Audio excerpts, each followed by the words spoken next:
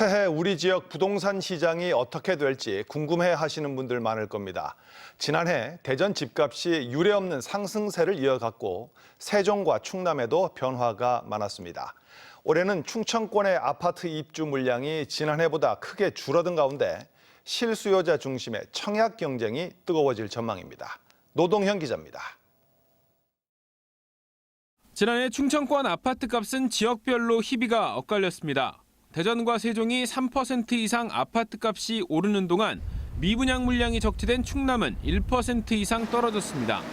특히 대전의 아파트값은 전국적인 하락세에도 나홀로 15주 연속 상승세 속에 전국 최고 상승률을 이어갔습니다. 올해 대전은 입주 물량이 지난해 절반 수준인 2,800여 세대로 줄어들면서 매매가 상승세가 계속될 것이라는 전망이 우세합니다. 여기에다 상반기 도안신도시 상대동 2,500세대 등 분양이 잇따르고 재개발도 6개 단지 6,000세대 등 분양 물량만 10,000세대에 달해 주택시장이 달아오를 전망입니다. 하지만 가격 상승이 서구와 유성구에만 집중되면서 양극화 논란까지 일고 있어 조정 대상 지역 지정 가능성도 배제할 수 없습니다. 규제가 되는 지역이 아니었기 때문에 지속적으로 이제 상승폭이 유지가 됐었는데요. 만약에 이제 조정 지역으로 된다면 지금 상승하는 폭이 급격하게 떨어지지 않을까 그런 생각을 좀 합니다.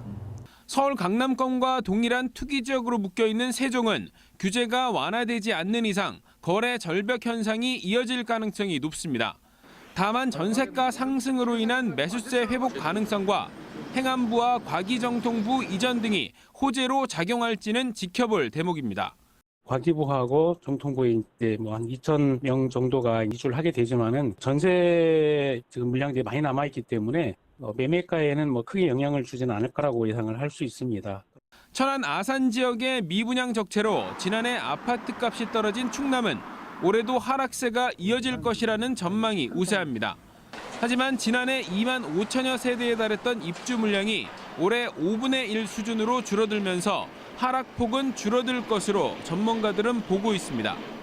한편 정부 차원의 대출 규제 강화로 부동산 시장이 실수요 중심으로 빠르게 재편되면서 올해 대전과 세종의 인기 지역 아파트 청약 경쟁은 어느 해보다 뜨거울 전망입니다.